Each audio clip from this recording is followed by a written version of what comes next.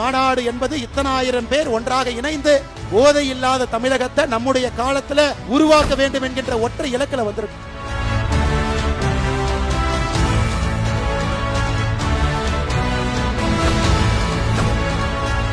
யாருக்கும் எந்த சந்தேகம் வேண்டாம், இது அரசியல் கட்சியாக மாறப்போகிறது, எந்த டவுட் யாருக்கு வேண்டாம். அதிகாரத்திற்கு வந்து நேர்மையானவர்கள் நாணயமானவர்கள் அமரும் பொழுது மட்டும்தான் அரசியல் அதிகாரத்தில் மாற்றம் நடக்கிறது. நம்ம சாமானிய மனிதர்களாக வேலை செய்யணும். மாற்றம் நம்மிடமிருந்து துவங்கட்டும்.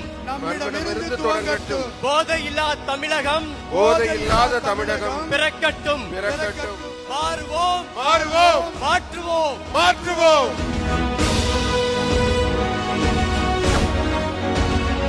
2026 தமிழகத்துல ஒரு ஆட்சி மாற்றத்தை ஏற்படுத்தினாங்க. 2031 மற்றொரு மிகப்பெரிய ஆட்சி மாற்றத்தை அவங்க ஏற்படுத்த தான் போறாங்க.